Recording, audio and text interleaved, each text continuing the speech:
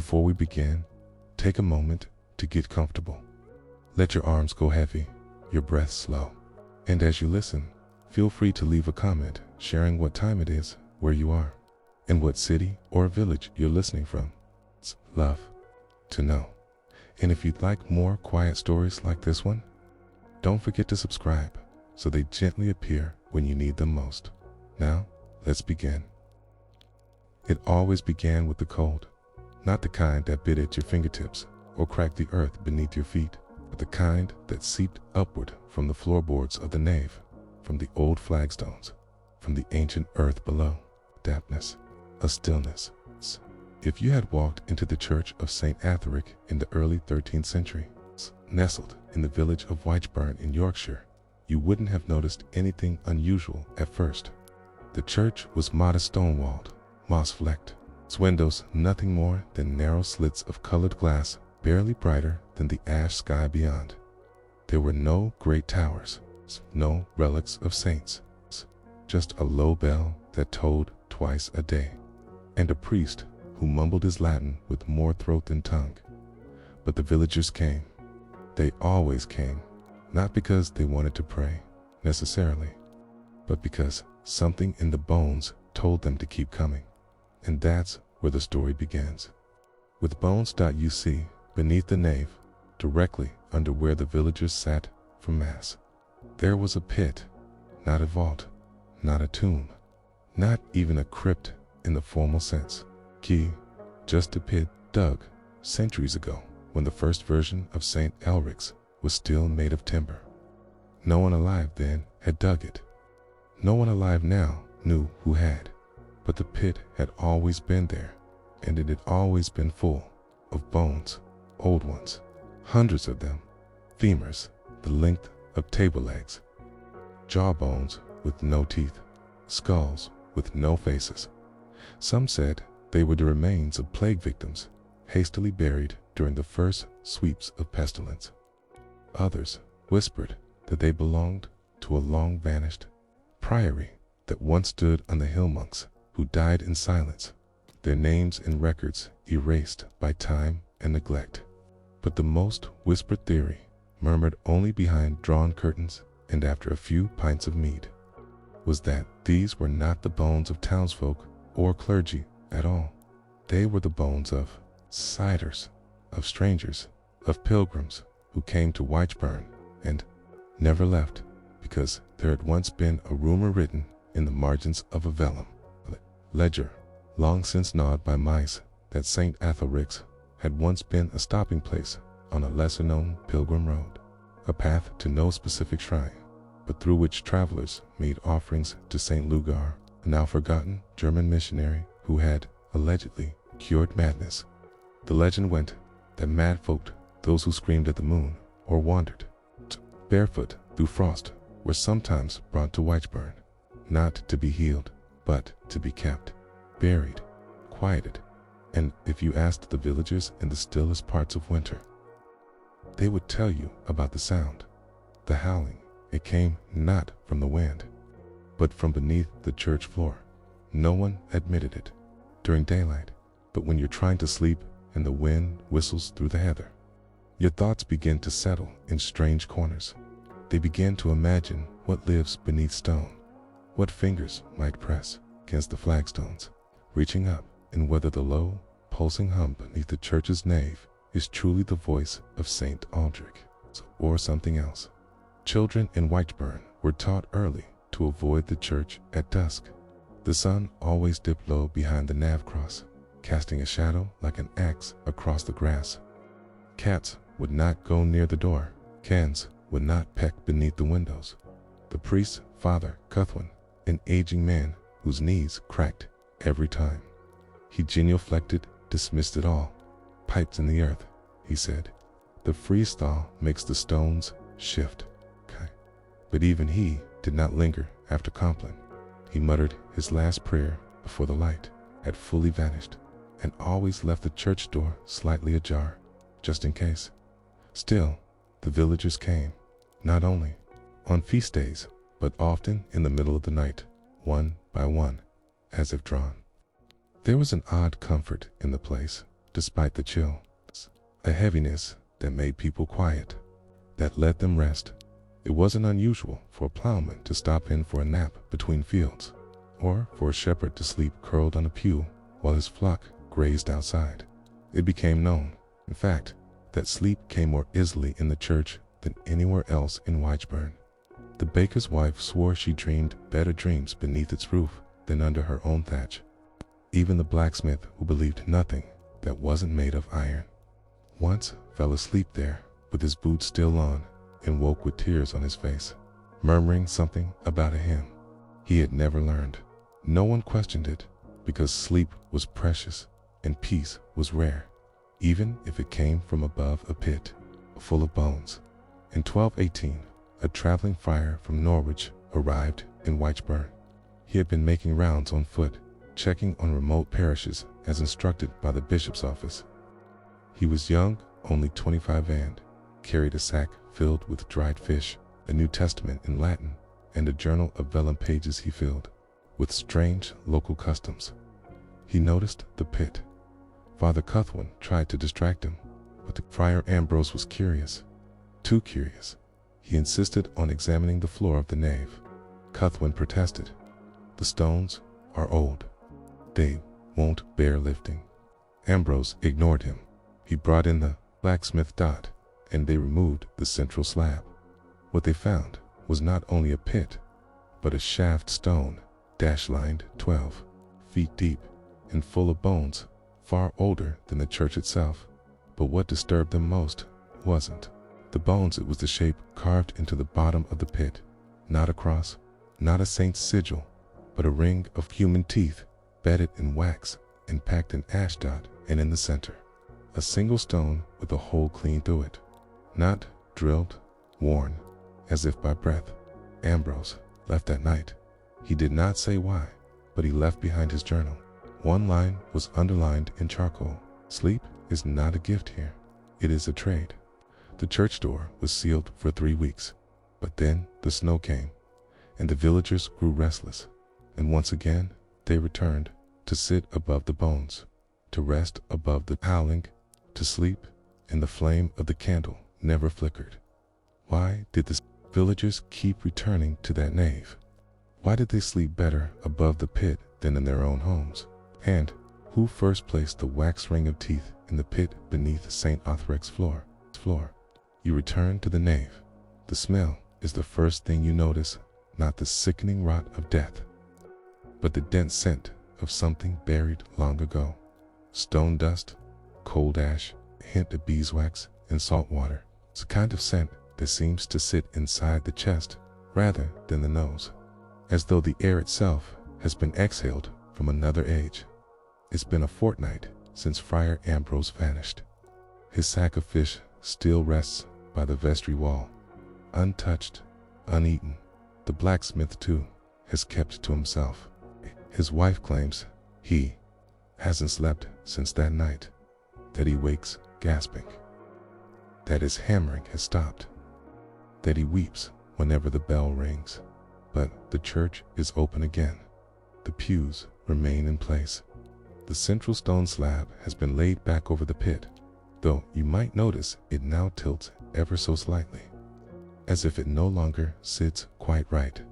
Father Cuthwin refuses to speak of the pit, or the wax ring of teeth, or the strange echo heard night. The floor was lifted, but something's changed, and though the villagers still come, still nap on the worn benches and breathe the calm, dry hush of the nave, they speak more quietly now. Their sleep is lighter, their dreams less kind. No one talks about the sound anymore, because it hasn't stopped. Before we move forward, to look back, because the history of what lies beneath. St. Othrec's is older than Whitesburn itself. During the mid-7th century, when Christianity was still patchy across the British Isles and local customs clashed often with imported saints, the hill on which the current church stands was not yet consecrated. It was a burial site, but not for the villagers, for animals, specifically dogs. Archaeologists much later would note this odd pattern of canine skeletons, dozens, all buried facing east, all curled as if in sleep. Some had collars made of copper, others fragments of linen robes beside them, suggesting ritual. This was not ordinary burial. It was votive, symbolic offerings to something. But to what? The bones show signs of careful preparation.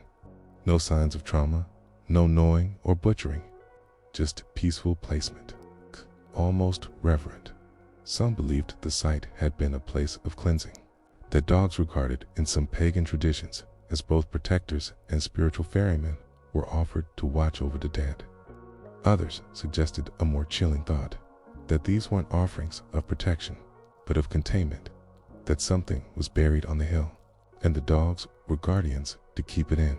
By the time Christianity came to the region, with its saints and bells and processions, the old ways were quietly folded into the new. Pagan wells became sacred springs. Standing stones were carved into crosses, and burial grounds, even strange ones, were renamed holy. The church built upon the hill, first of wood, later of stone, was named after Elric, a little-known Saxon hermit said to have cured a nobleman's child of speechlessness. He was never formally canonized, but his name fit the times, and so it stuck. Few remembered the dogs. Even fewer remembered the sounds, but the villagers still felt something, and that something was sleep. Sleep that did not feel like rest, but more like release. A kind of heavy permission to stop, to let go, to be suspended. Not entirely gone, but not entirely here either. There were stories scattered across generations of people who slept in St. Thelric's and dreamed of those buried dogs, of standing at the edge of a vast black hole in the earth, of listening, always listening, to a voice that never used words, just rhythm and breath. In the late winter of 1220, a new figure arrived in WYCH Burn, not a friar this time, but a Reeves, scribe, a man named Godric, sent to inventory village holdings following a new tax decree. He was practical, sharp-minded, wrote with fast hands, and did not believe in ghosts.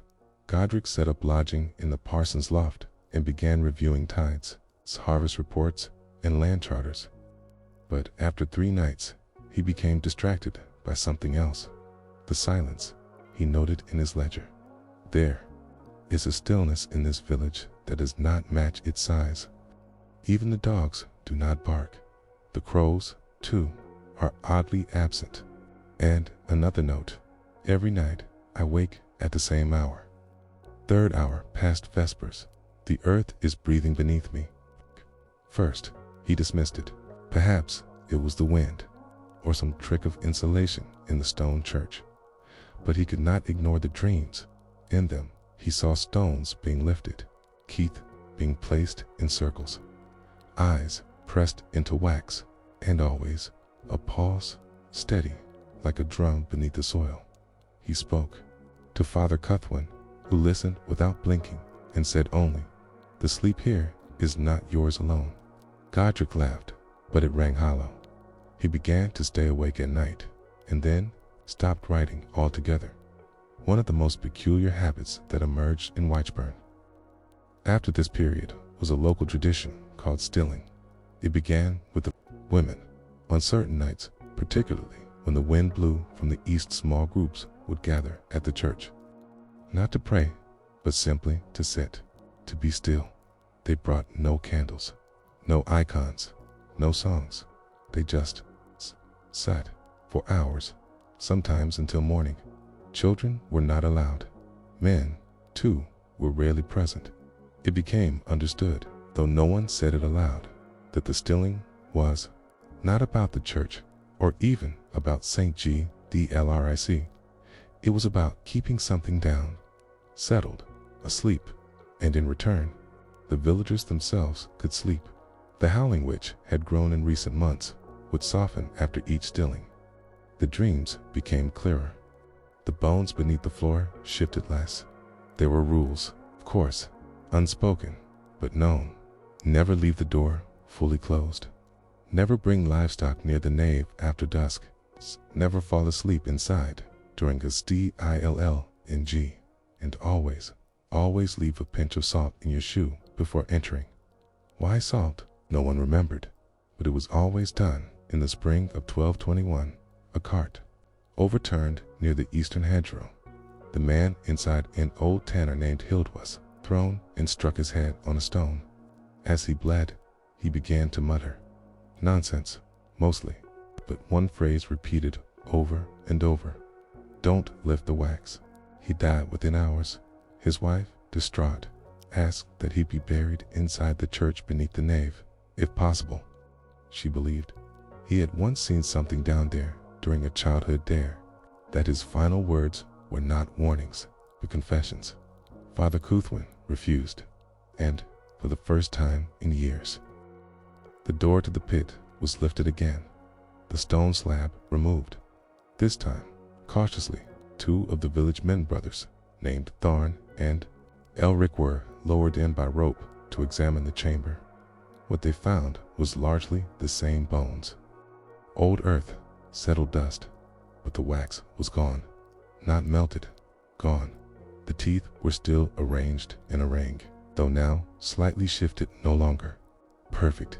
And at the center of the pit, where once a single hold stone had rested, there was now a small bundle of linen, wrapped tightly, bound with twine, and wet. Elric touched it and screamed. He never spoke again. That summer, no one slept in the church, not for weeks. The priest stopped holding mass indoors, and every night, without fail, the howling returned.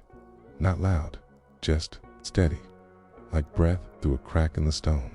It seemed to come from everywhere and nowhere. Children wept in their sleep. Dogs whimpered and tried to bury themselves in hay. The hens stopped laying. The bees left their hives. Even the rivers seemed to slow, as though reluctant to pass too near. The villagers held 3 stillings that summer, each larger than the last 2. The third lasted through the full moon, and afterward the howling stopped. Not suddenly, but as if falling asleep, one breath at a time. The floor of the church seemed warmer after that. The pit was untouched, the wax undisturbed, but no one ever lifted the stone again. Not even Father Cuthwin, and Godric's journal, found in a box years later, buried beneath vestry cobwebs. Its final entry read, "Sleep is not the absence of sound. It is the acceptance of it. The trade remains. We close our eyes, and it listens." But what exactly were the villagers offering through their sleep? Was it truly rest they received? Or was their silence feeding something older than the church itself? And who first taught them the rules of stilling, if not the people, then perhaps the land? You pass the stone arch once more, only this time you do not stop at the nave. You do not kneel on the smooth slate near the altar or light a candle beneath the crooked wooden crucifix. You do not gaze upward at the soot-darkened beams or admire the fragile glow of morning light through the single stained glass window. No, this time you descend a narrow stairway, once concealed behind a worm-eaten cabinet in the sacristy, now sits open. The plaster around it has been freshly scratched, as if by fingernails. The steps are not of the same stone as the church above, but are instead carved from chalk, brittle and uneven, packed long ago by hands that knew more about soil than scripture.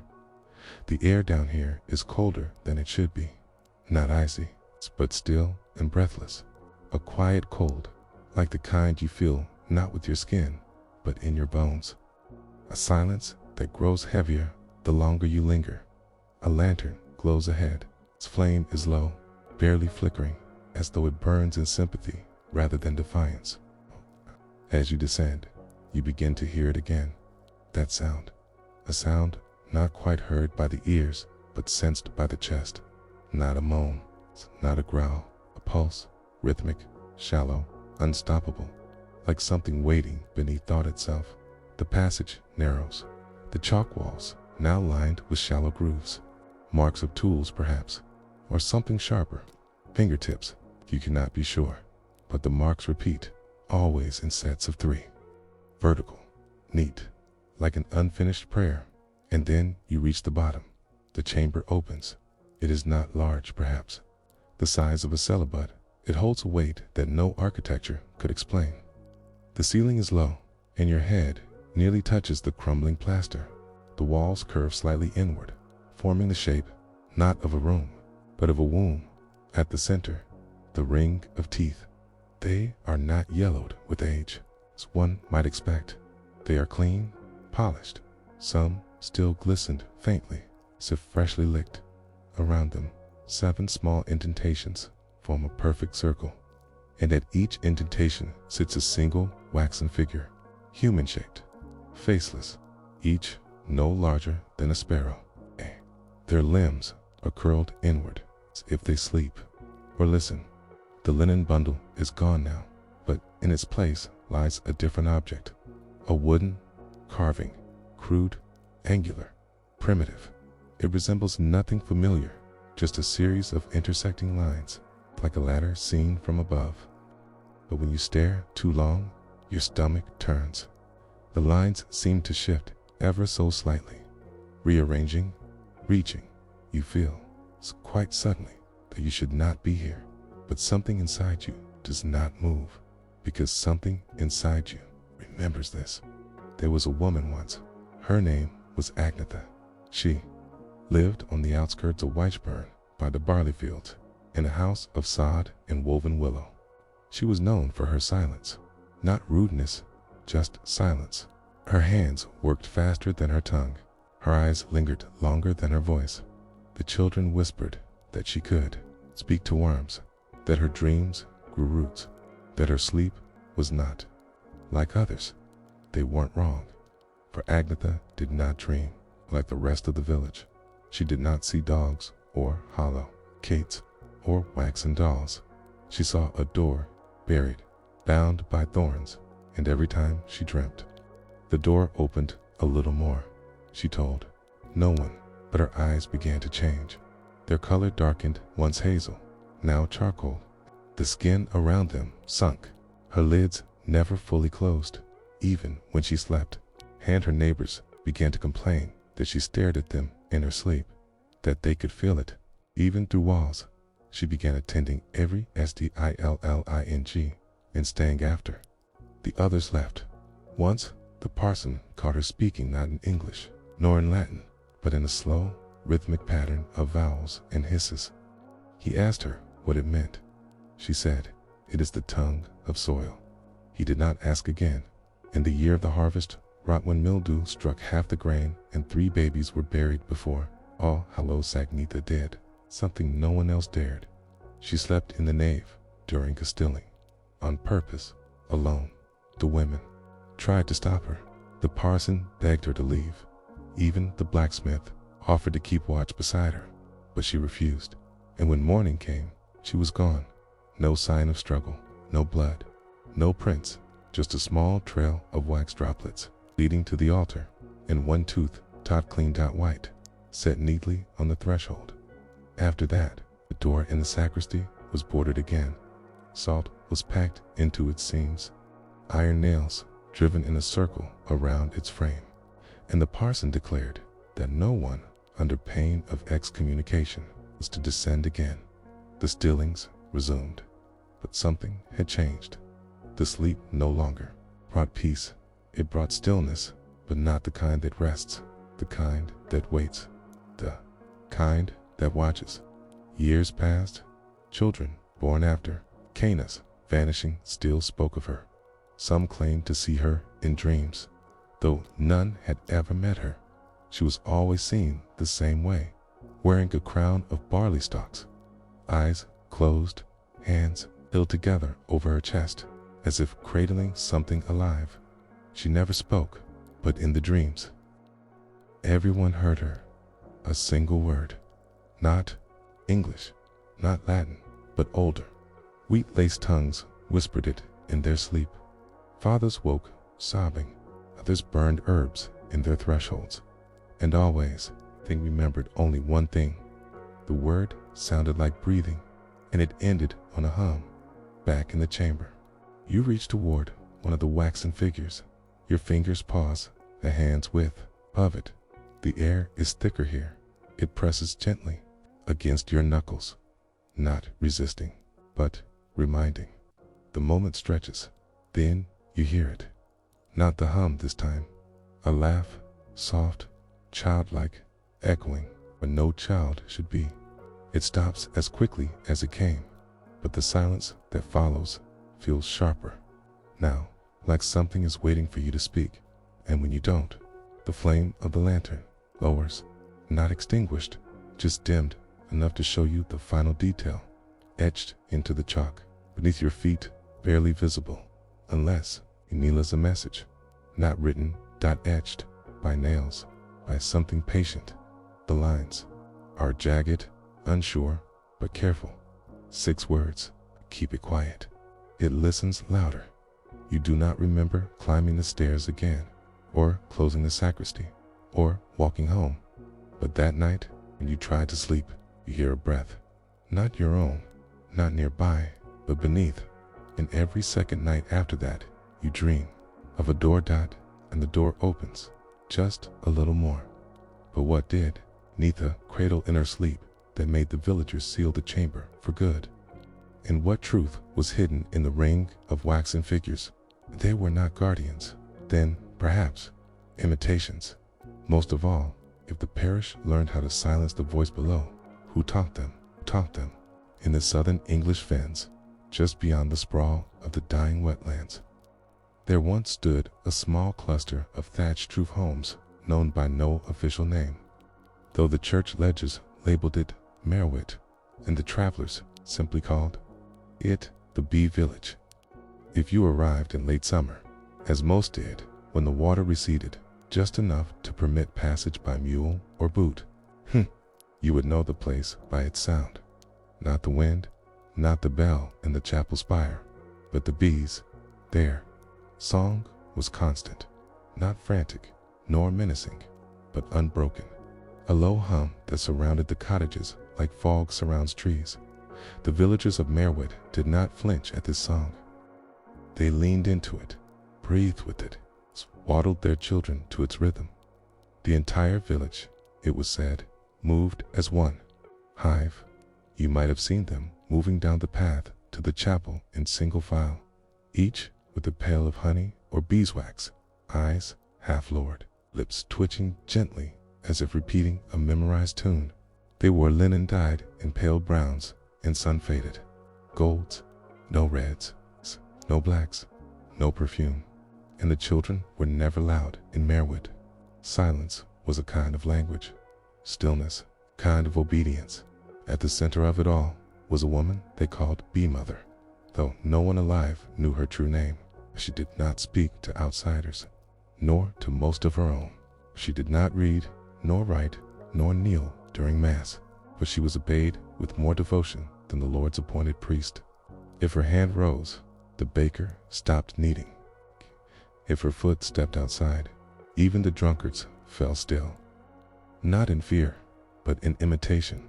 She lived in a wide hut that sloped like a collapsed beehive, covered in moss and dark wax. And around her home, 22 wicker hives stood in a perfect crescent. No one but the Bee Mother tended them. Not even the parish priest dared. The honey of Merwit was unlike any found in neighboring markets.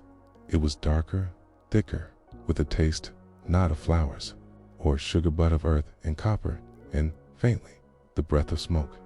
A taste that lingered, that tingled on the tongue long after the spoon had been licked clean.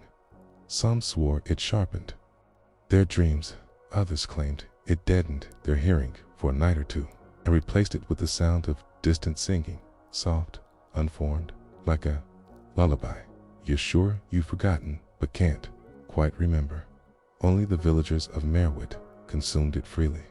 They ate it with porridge, mixed it with cider, rubbed it into wounds, even spread it on the mouths of newborns. Not for nourishment, but for connection. Let the hive take its shape, they would murmur. It was neither spell nor prayer, a tradition. passed down without explanation. By the time the taxman arrived in the year 1289, sent by a sheriff irritated by Merowith's refusal to render honey to the crown, Abdallah, the village had not been officially counted in over 40 years. The records had gone clank. The previous collector had drowned crossing the flooded fen, and no one had volunteered to replace him. But now the crown was growing hungrier, and the bee mother had grown old. The new collector, Master Hugh Darrell, was a Londoner, younger than most, recently appointed, and determined to make his mark. He arrived in Merowith with a scribe, 2 guards, and a small black horse whose eyes rolled madly the closer it came to the hive-laced fields. When Hugh stepped into the chapel bare-footed, as the locals required, he immediately noted the absence of a crucifix. In its place hung a hexagonal frame made of twisted reed and bound with yellowed wax. Beneath it, a choir of 8 women stood, silent, eyes closed. Their mouths moved, but no sound emerged.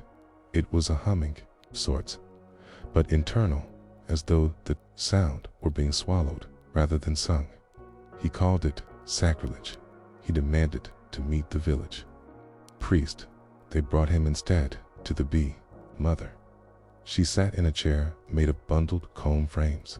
On her lap, a blackened board etched with tiny, perfect holes.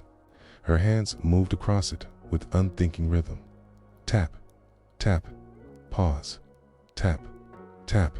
She did not acknowledge Hugh, but she listened. He knew it, because every time he paused in speech, her fingers froze. Every time he lied, they sped up. She did not smile, but when he said, "The king demands tithe," her lips moved slowly. "Precisely, and," she whispered, "the hive does not serve the swarm." Hugh, thinking her mad, dismissed the meeting. He took what honey they had stored in sealed clay pots and prepared to leave. That night, in the barn where he and his men lodged, the horses bucked without reason. The scribe lost his hearing for nearly an hour, and the guards reported seeing figures, wax-colored, eyeless, crawling across the rafters. They left before sunrise.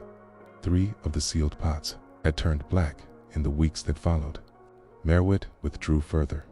No travelers were welcomed. No markets were visited. The honey stopped flowing outward. And then the dreams began, not in the villagers, but in outsiders.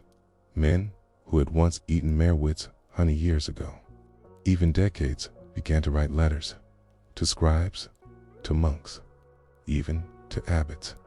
They described being unable to wake fully, hearing the song of bees in stone halls, feeling their tongues swell with wax.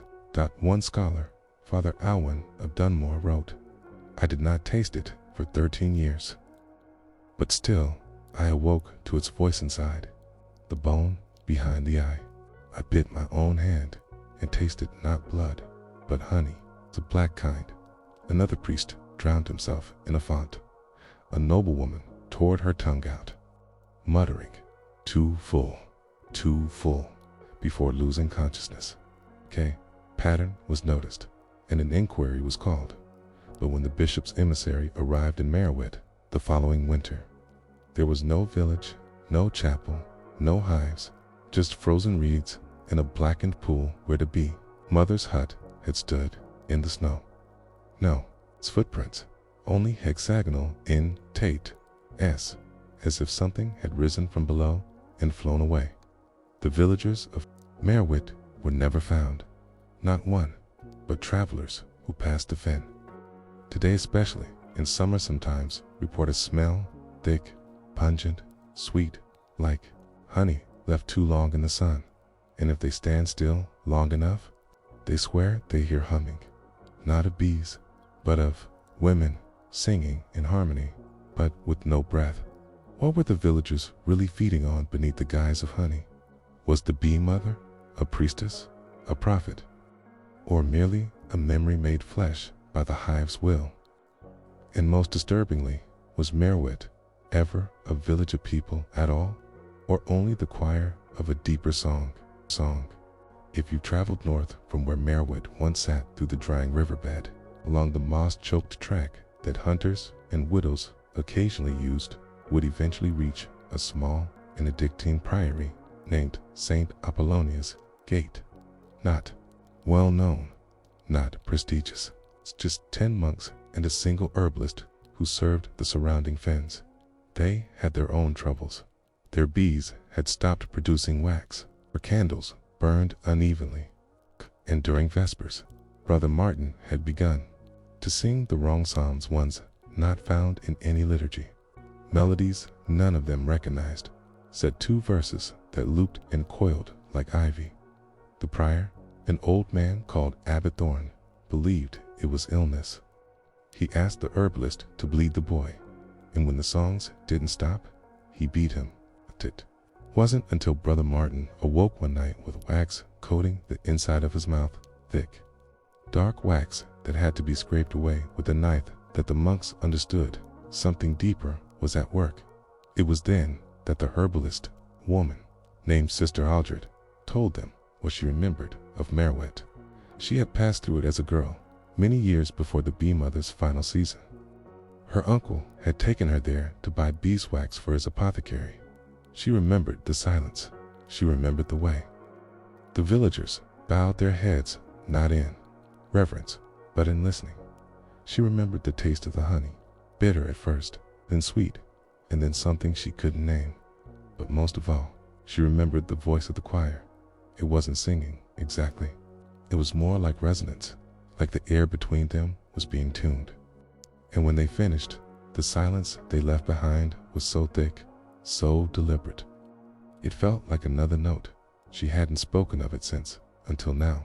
The monks, disturbed, but uncertain, agreed to send word to Norwich, where a small order of monastic archivists kept records of lost villages, strange plagues, and folk heresies.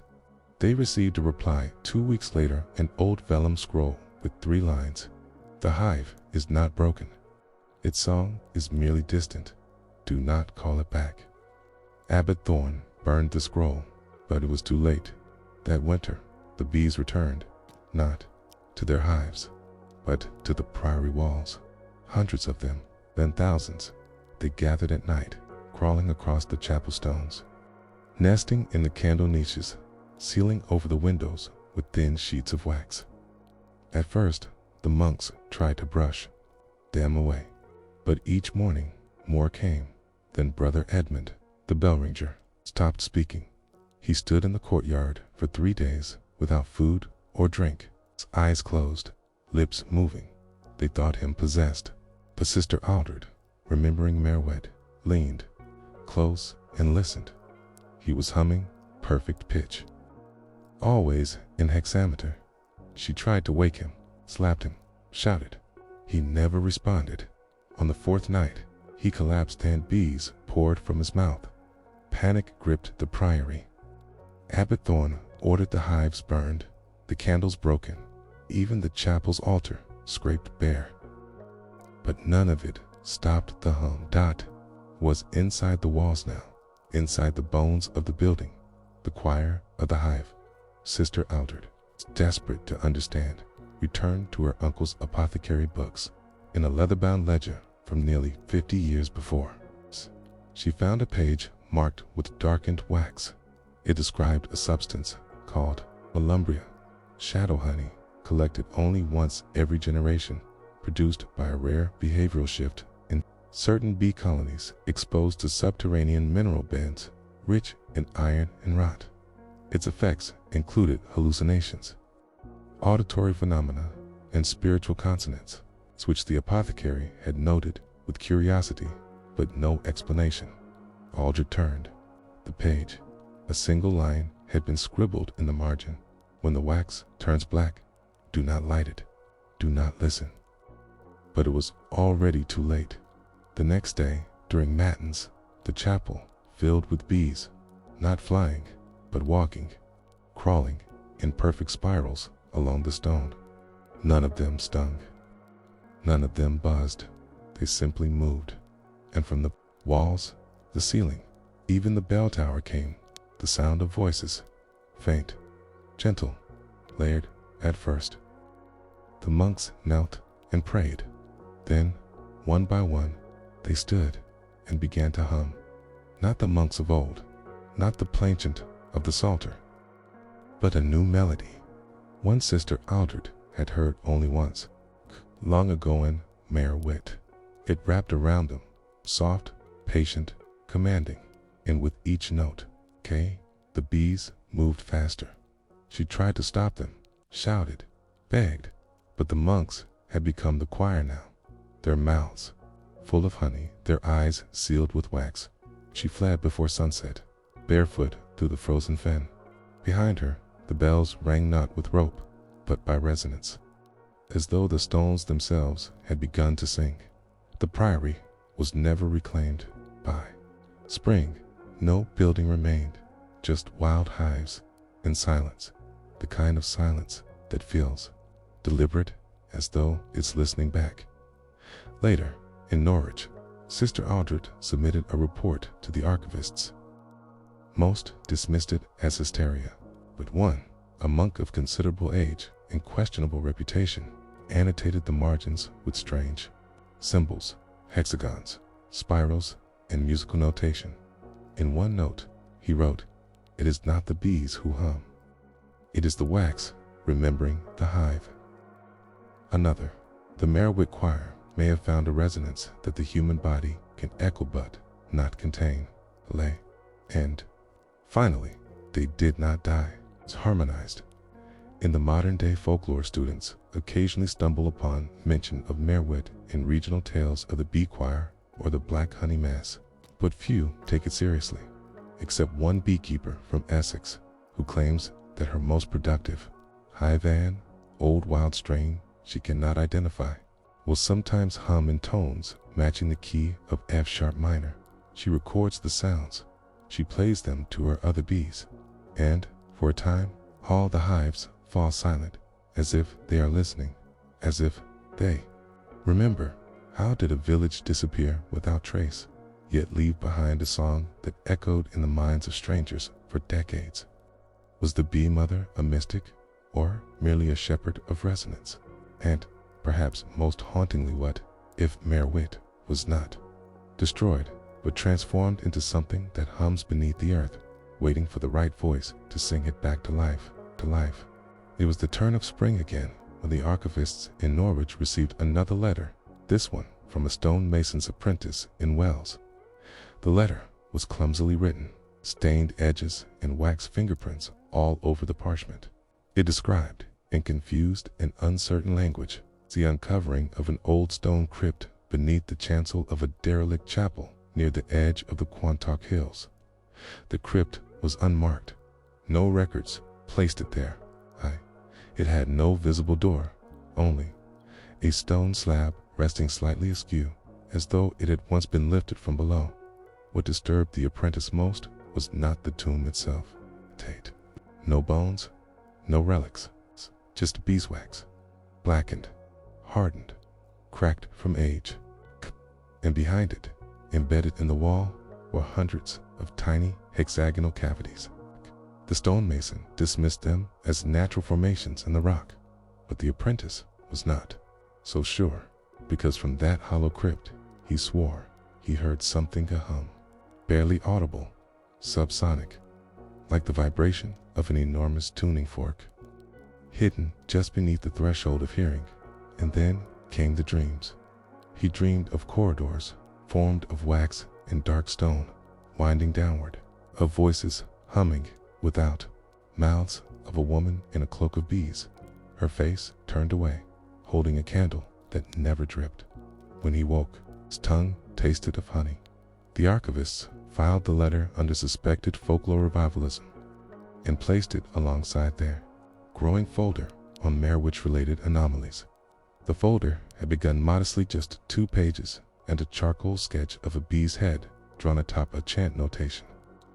But it had grown in the last 10 years. There were reports from apiarists in East Anglia who swore their bees had begun avoiding certain flowers, particularly monkshood and rue. A bell tower restoration team in Kent had recorded a persistent overtone in their chimes always in minor thirds, regardless of the bell's size or pitch. And one monk in Ely, who had never visited Merowith or even heard of it, composed a full, plainchant sequence in a language he could not identify during a bout of what his abbot described as lucid devotion. The music, once transcribed and sung, caused 3 of the choir boys to faint. The cause? Unknown, but the melody, eerily similar to the bee mother's own chants, is preserved in the fragments collected by Sister Aldred before her death. As more fragments emerged, theory began to take shape, one proposed quietly, almost shamefully, by a scholar of medieval acoustics named Fenton Briggs. He believed that Merowith had not merely disappeared. It had been absorbed, not by fire, not by plague, but by sound, by resonance, he suggested, in an obscure monograph titled The Harmonic Colonies of Early Christendom, that certain tones, particularly those produced in long, droning chant sequences, induce physical sensations. If sung with precision, they might activate a kind of sympathetic vibration in the environment itself. What if Merowith, through its ritual humming and the biochemical interactions of Melambria, had created a village-wide, sympathetic field, one that could shift the awareness of its people, could somehow bend space inward, not teleportation, he wrote, but harmonic occlusion, a folding of place. He was laughed out of his department. His paper was buried, but some archivists copied it anyway, quietly, by hand, and then filed it under the choir effect. In the decades that followed, the Merowith dossier only deepened. A schoolteacher in Gloucestershire began hearing humming during her early morning walks. Always near a moss-covered milestone, her dog refused to approach it. When she touched the stone, she claimed her hand tingled with bees. She stopped going near it after her left ear began ringing every time she sang. A waxworker in Yorkshire began producing black candles with no scent. When burned, they produced no light, only a low, nearly inaudible tone that caused nearby glass to tremble. And a group of amateur Gregorian chant singers in Cornwall, after experimenting with unusual harmonics, triggered an echo inside a small stone chapel that did not decay. The echo held for nearly 2 minutes, even after they stopped singing. 2 minutes of pure sound, held in stone, as if the building had remembered the song and wanted to keep it alive. Not all accounts were documented. Of course, many were dismissed. But one account, hidden in a parish journal from 1741, has never been adequately explained. It described a villager named Thomas Jere who had stumbled upon an ancient boundary marker deep in the forest, etched with the symbol of a stylized bee and an inverted chalice. He leaned against it to rest and heard what he called a sermon made of tone echoing from the earth beneath his feet. The tone repeated every 47 seconds. He timed it, he counted, 19 repetitions before passing out. When he awoke, it was dark. He was covered in bees, but not stung. They were asleep on him later. When he told the village rector, the man scoffed him till he saw the bee-shaped scar on Thomas's hand, a perfect outline as if burned into the flesh. Thomas never returned to the woods, but he began humming in his sleep every night, same tone, same pitch, until his death, 41 years later, in what became of the black honey, that strange substance called Melambria. It's said to still exist in trace quantities, stored in small, sealed glass bottles in 4 separate monasteries, their locations unlisted. They are kept in wax-lined boxes and stored in the silence vault rooms where no sound is permitted, lest the honey remember its music. Because what if the wax still holds the notes? What if lighting it, speaking near it, or simply humming beside it could reignite the resonance? Some claim that's what happened in the summer of 1924, when a young musicologist in Wales reportedly broke open a sealed monastic archive and discovered a scroll titled Resonant Psalter of Merowith, He copied the notes. He played them on an old harmonium and was never heard from again. Only the harmonium was found, covered in beeswax, strings unbroken, still vibrating. So what really happened in Merwet? Did they truly vanish into harmony? Were they absorbed into the hum? Is there still a hive beneath the church floor, deeper than crypts, older than stone, pulsing with memory and music? Perhaps, perhaps not. But if you ever find yourself walking near an old church ruin in Norfolk or a stone chapel in the woods, and the air grows quiet, too quiet, like it's waiting, listen, not for sound, but for resonance, a low hum, a patient tone, and if the hairs on your arm rise gently, not in fear, but in recognition, you'll know the choir never stopped. It simply moved underground and waits beneath the stone for the next voice to sing at home. It begins, as many of these things do, with a book no one wanted to read. It was bound in gray leather, cracked and sun-worn. The cover bore no title, only an impression of a cross, faintly visible, as if it had once been pressed in hot iron and then slowly faded over the course of centuries. Inside, the pages were thin and yellow, the script unusually tight, a neat, even hand with very few flourishes. This was a ledger of a parish sexton named Elias Broad. He served the village of Hatherla in Devon. Beginning in the year 1386, his job, like many sextons in late medieval England, was not just to maintain the churchyard. He was responsible for the bells, the burials, the inventory of the dead, and the unlocking and locking of the church doors, particularly during the week, when few others entered its nave. Elias wrote in his ledger every evening before bed, not poetry, not philosophy, not sermons or private cana, just quiet notations of who had died, how deep the grave was dug, what tools had broken, how the soil had smelled, whether the bell rope frayed or snapped, whether he had to oil the hinges or relight the sanctuary lamp. He was meticulous and dull. He rarely left the village, and yet it is his account, this book of hollow sleep, that contains what some now consider the earliest recorded description of the vibratory dead. It started with a burial, March 1391, a cold spring. The frost had stayed longer than expected. The village physician, a man named Rutgard, who was widely disliked, had finally succumbed to an infection that began in his molar and moved rapidly into his jaw. His face, Elias notes, was much disfigured by the end, though he spares no further detail.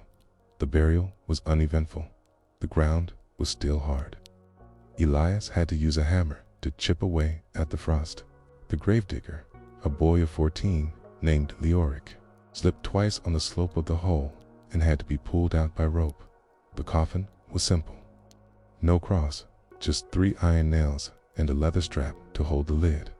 But what Elias found odd, what he wrote in his quiet, unassuming script, was that the bell rang 3 times before the funeral began, not by human hand and not by wind. He checked the rope. It was taut, and still no one was inside. He did not mention this to the priest. He simply wrote 3 tolls unbidden before the man was laid in, rope tight, no cause found. Weather still. That might have been the end of it, just an oddity, a moment. It's forgotten. But the next night, Elias was woken from sleep by a deep, low sound that he thought was thunder. He rose, pulled on his cloak, stepped out into the yard. The stars were still, the trees unmoving, but the bell was trembling, just trembling, not ringing, not swaying, vibrating. He placed his hand upon it. The metal was warm, not hot, not heated, like from a fire, but like breath, like lungs. He wrote nothing of this in the parish records, but in his personal ledger. Hidden at the back, he scribbled, "Bell alive." In the weeks that followed, other small disturbances were noted. The sanctuary lamp would extinguish itself, even though the wick was long. The beeswax candles near the rood screen melted only on one side, as if bent away from something unseen, and the church floor, particularly the aisle near the old sarcophagus of Prior Merstal, developed a subtle but continuous hum, only noticeable at night when no one else was inside. Elias described it in one entry as a note not made by man, but remembered by the stone, as if the church is singing back. He asked the priest about it. The man, old and mostly deaf, claimed not to notice, but he stopped sleeping in the rectory. He began staying in Exeter. He said it was for health, but Elias suspected otherwise. One morning, Leoric, the young grave digger, arrived late for his shift. His face was pale. He claimed he had heard the dead speaking during the night, not in dreams, not in metaphor, but through the floor of his family's cottage, which backed directly onto the western end of the graveyard. He said it started as tapping, like someone knocking, from underneath, then humming, like a voice with no throat, and finally whispering, but not words he could understand. He placed his ear to the floor and felt it vibrate. When he stood up, he found that his nose was bleeding. He was not struck. He had not fallen. The blood came from nowhere, just a slow, steady trickle. Elias didn't know what to do with this. He did not include it in the public record, but he noted it in his private pages. Boy shaken, blood with no wound, sound through floor, pattern not unlike chant. This was the first time he used the word chant. He would use it often in the months to come. The priest died in July, a quiet death, in his sleep, no sign of illness, no pain, just stillness. The physician from the city who examined the body said the man's heart had stopped suddenly, no visible cause. Elias buried him in the north corner of the yard. The next morning, all the candle stubs in the sanctuary had curled inward, not melted, curled like fingers. The villagers, though superstitious, had no clear explanation. There were no ghosts seen, no apparitions, but the sense of something beneath the ground. Listening grew stronger. Even the animals noticed. The church cat refused to cross the nave. She began sleeping in the bell tower, away from the floor, and the swifts that once nested in the eaves now gathered instead on the outer gravestones. As if waiting for something beneath to rise, Elias began digging deeper graves, not out of necessity, but because he wanted to put more earth between the living and the dead. One night, after laying to rest a weaver who had died of fever, he sat on the edge of the freshly filled grave and listened. He didn't hear words, he didn't hear music, but he felt something, a pressure, a resonance, like breath beneath. The soil, slow, regular, purposeful. He wrote, "The earth inhales." Eventually, Elias grew weary. He began sleeping inside the vestry, hoping the stone would dampen the sound, but the chanting followed. It was not loud, it was not constant, but it was persistent, like a lullaby sung. 3 rooms away, always the same tone. A low fifth dot, like the drone of a note held by a mouth that does not breathe. And it was always worse after a burial, as if the act of digging awakened something, or perhaps simply fed it. The final entry in Elias's ledger is brief. It is dated March 2nd, 1392, almost exactly a year after the burial of the disfigured physician. It reads, "Tonight I will sleep beneath the bell. If the tone returns, I will answer it. If I do not return by matins, leave the church locked. Let no one disturb the floor." The dead remember the note. He was not seen again. No body was found. No signs of struggle, only a circle of beeswax on the floor beneath the bell, where he had placed his candle. The wax had melted outward in a perfect ring. And in the days after his disappearance, the bell no longer trembled. The candles burned evenly. The floor went still, but the hum did not vanish. It only deepened. It became part of the stone, and for centuries after, Church of Hadala was known for its remarkable acoustics. Visitors claimed their voices echoed more richly there, that chant tones hung longer, that silence itself felt warmer. No one remembered Eli's prod. Not really, but sometimes, during evensong, if the nave is empty, and the shadows long, and the last note of the final psalm fades away, you might feel the floor beneath your feet. Breathe, just once, in and hold, waiting for the next voice to sing the dead awake, dead awake. The year was 1456, and though 2 generations had passed since Elias Broad vanished into silence, the memory of the bell's breath and the hum beneath the stones never fully left the minds of the villagers of Hadurla. Most had grown used to it, or at least pretended to. The humming no longer frightened the children, only made them sleepy, as if the stones were singing lullabies just under the surface of everyday life. Some claimed that it helped their dreams feel more vivid.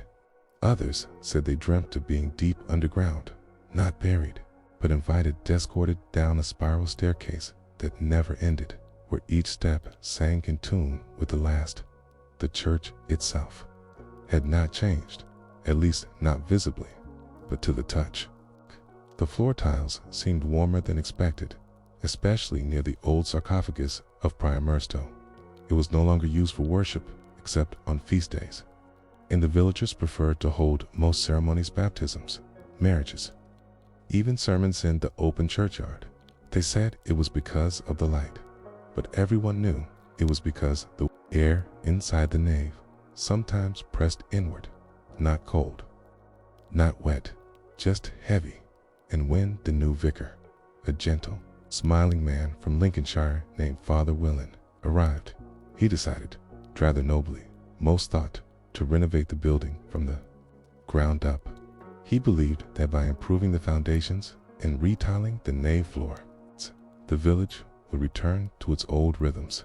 He believed the heaviness was nothing more than rot, mold, or cracked stone. He was wrong.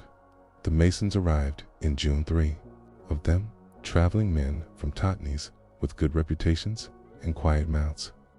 They set up their tents in the southern yard, near the elder tree.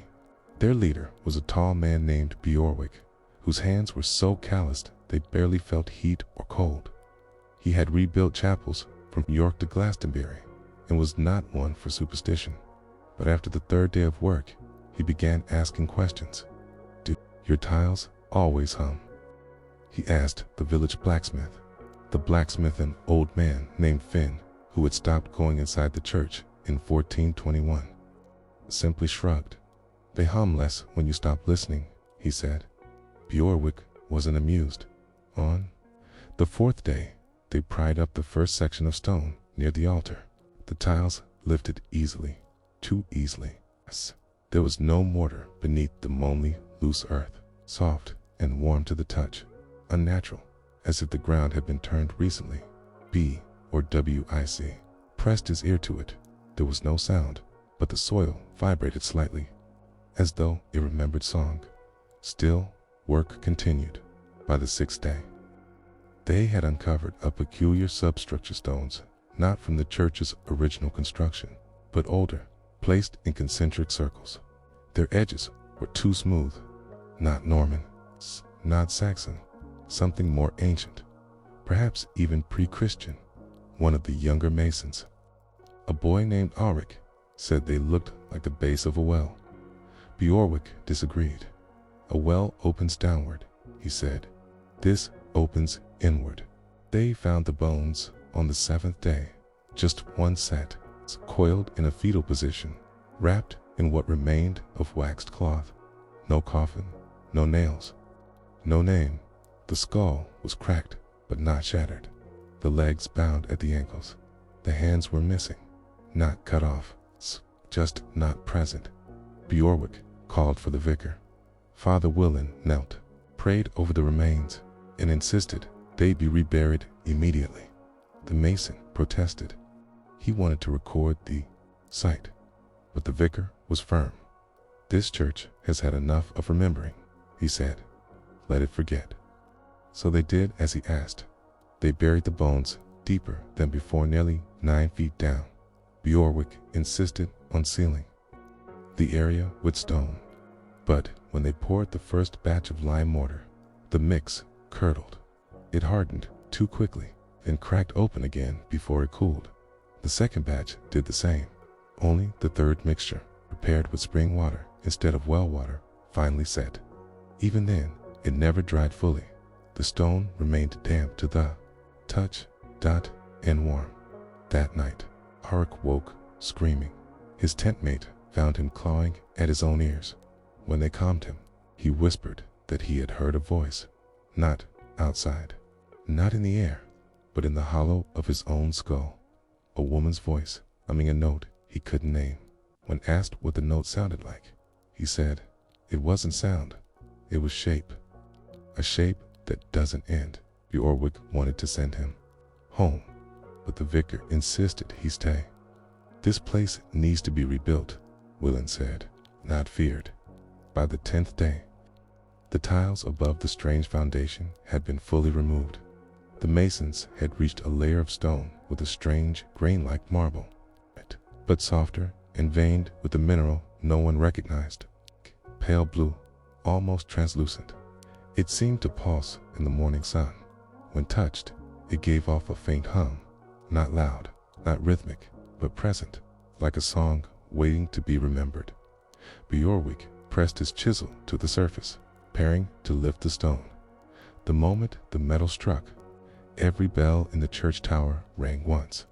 No wind, no birds, no birds, no hands, just one deep peal, as if in warning. Bjorwick dropped his tool. It burned his hand. The vicar claimed it. It's coincidence. Bjorwick did not argue, but he stopped cutting. He simply covered the stone again and left the next morning. He never returned to masonry. His tools were left behind in a canvas sack beside the altar. They rusted within a week. Father Willen tried to explain away the events. He blamed groundwater, pressure shifts, local hysteria. But he, too, stopped entering the nave. He began delivering sermons outside. Beneath the linden tree, he rarely slept in a rectory. He began drinking warm wine at night to fall asleep. And in the margins of his personal psalter, beneath a verse from Psalm 88, he scribbled, "If the dead do sing, let them sing without audience." The stone floor was never relaid. Instead, the area was packed with dirt and covered with rushes. No one entered without candlelight. Visitors claimed the air inside tasted strange like old copper. And once a year, without fail, on the anniversary of Elias Broad's disappearance, the church bell rang a single time, always just after dusk. No rope was touched, no wind was blowing, and beneath the rushes, the earth stayed warm.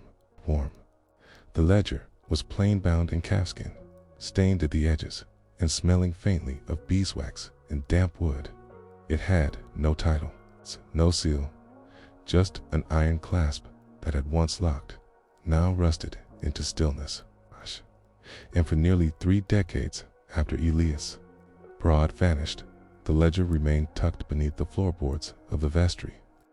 The sexton, who had hidden it one Thomas Glemet, scribbled only a brief note before sealing it. Some things are written so they might sleep. If this book is opened, let the reader pray first and sleep last. The note was written in red ink, possibly blood. No one paid it much mind until a new rector arrived. His name was Edwin Cressid, young, educated, fresh from Oxford. It was 1472, and he came with parchment-thin hands and an eagerness to modernize. His sermons were short, his Latin crisp, and he asked questions, too many questions. Some said for a man newly appointed, why did the bell tower lack ropes? Why was the nave never used? Why was the floor still soft underfoot? The villagers gave polite shrugs. A few said it was just tradition. A few offered veiled suggestions. Ask Father Willen, though he's gone to Devon. Others simply muttered and changed the subject. But Cresset wasn't dissuaded. He believed the parish was living beneath a superstitional relic of folk, thinking that had no place in the rising tide of printed books and humanist thought. He resolved to investigate. He began with the floor. He hired no masons. He had no funding for laborers, so instead, he pried up the rushes one evening himself. When no one was watching, he used a spade to remove the topsoil, layer by layer, until he reached a smooth patch of compacted clay. There, near the southern wall of the vestry, his blade struck wood, the floorboard old, warped when he lifted it. He found the ledger. He brought it inside the rectory and placed it on his desk. He did not pray. He opened it. The first pages were dull births, burials, repairs to the roof, notes about the rectory garden. But after a dozen pages, the entries changed. The handwriting grew erratic, the ink darker. Each line seemed less like a record and more like a confession. The tiles heat at night. Now, wrote Clem, even in winter, I cannot walk across them in stockinged feet. Then another line. Days later, she hums to me. I do not sleep. I only close my eyes and float. And then, scrawled across the bottom margin of an otherwise blank page, I saw him, Elias. He has no eyes, but he weeps sound. Rector Cresset closed the ledger.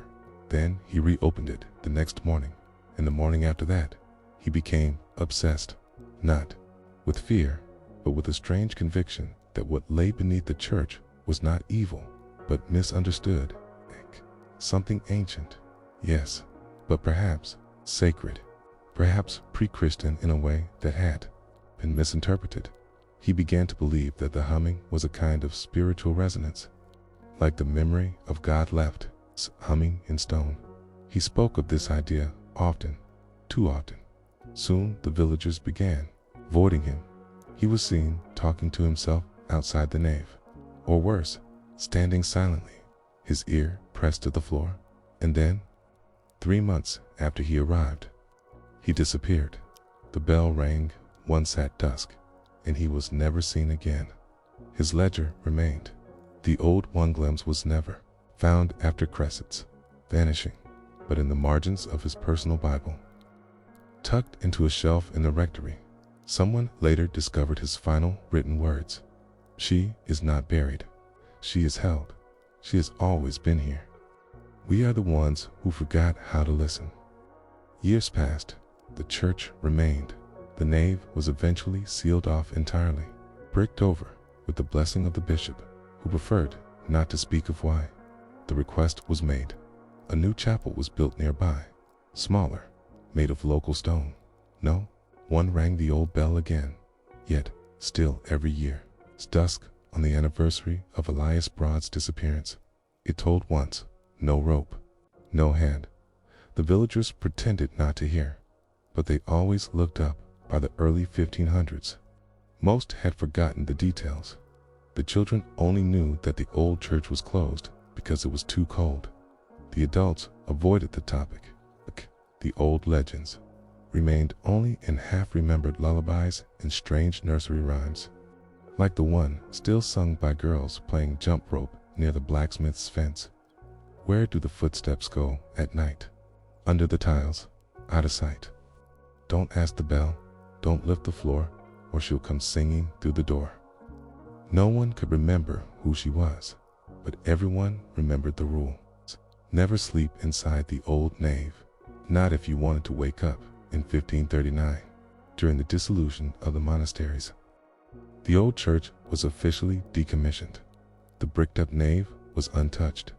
Henry's agents took the silver, the altar cloths, the chalices. They noted the bell was cracked, but still rang.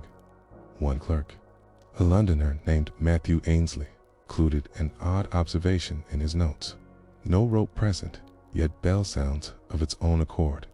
Local folk, unbothered, declined to elaborate, refused to enter building after sunset. One old woman said only, let her rest. Sprees earned her place below. The report was filed, ignored. The church was never destroyed. No buyer could be found. Today, the building remains, swallowed by ivy, roof sagging, floor still humming. Birds refuse to nest in its beams. Moss does not grow on the altar. The ground inside remains slightly warm, even in frost. No one goes in, not even the bored teenagers, not even on dares.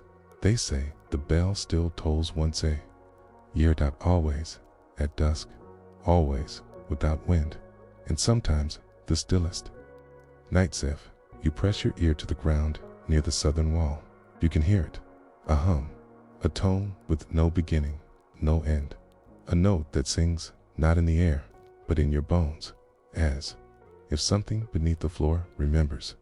Not a song, not a curse, just a voice, still waiting to be heard. In the early 18th century, long after the Reformation had banished the bells of saints and the dim perfume of incense, an old timbered house stood near the edge of Tillingham, a market village nestled in the folds of rural Essex. It had 6 chimneys, 3 staircases, and 12 windows. At least, that's what the tax ledger said. But the widow who lived there insisted otherwise. She always said there were only 11. People nodded politely. The math didn't matter to them, but the room did. Everyone knew about the room. It was the one with the shuttered window, just above the rear parlor, the one that made no sound. Even the birds skipped its sill. Her name was Goody Morwen, though her Christian name was Agnes. Few ever used it. She had lived in the house since 1689, the year her husband, Thomas Morwen, a cooper by trade, returned from the coast with a strange wound on his neck and an even stranger silence in his voice. He died shortly thereafter. No cause was recorded. By the time Queen Anne sat the throne, Morwen House had become one of the oldest in Tillingham. Most of the old folk had gone. The town was quieter now, more orderly, with stone paving replacing packed dirt and chimney pots pointing neatly to heaven. But Goody Morwen remained, her spine bent like an old iron key, her fingers blue with arthritis, yet still capable of twisting the locks of the house in the dark. Even with her eyes closed, she rarely left, and no one was invited in, except the taxman. The window tax had been enacted in 1696, meant to raise funds for the wars and the royal purse. It was a simple principle. The more windows your house had, the more tax you paid. Transparency, in this case, came with a cost. By 1712, the tax had risen steeply. Houses with more than 10 windows paid double. Homes with 20 or more paid treble. So many people simply bricked theirs up. Tillingham grew darker. Bricks appeared where sunlight once entered. In the Morwen house, 11 windows faced the outside. That much was certain. But one of them, high round, facing east, was always covered, not with shutters or brick, just a heavy wool curtain pinned down from within, and no light ever seemed to pass through. Children dared one another to touch its glass. None ever succeeded. They said it buzzed when you got close. The tax collector, a thin man named Isaac Rilston, came every spring with his ledger and his spectacles. He knocked precisely 4 times. He never smiled. He wore gloves even in July. He recorded 11 windows because Goody Morwen refused to let him see the 12th, and because, by the 2nd year, he had begun to agree with her. Rilston never said what he saw or didn't see, but he was a man of rigid routine. He believed in record keeping, in order, in forms, completed in triplicate. Yet he altered her assessment without explanation. He wrote, 11 taxable apertures. One facing east is uncertain in character, not presently subject to levy. Recommendation, do not approach unaccompanied. His supervisor thought it was a joke. It WASN, single quotes. No one approached the house again without RLST on, not even the curate. Inside, the house was quiet, too quiet. The widow moved from room to room with soft slippers made of felt and fur. She swept constantly, though the place never seemed dusty. She boiled water at the same hour every day and left no dishes in the sink. The kitchen was clean, the stairs well kept, but one hallway leading to the eastern chamber was roped off. She never touched it, not even to dust.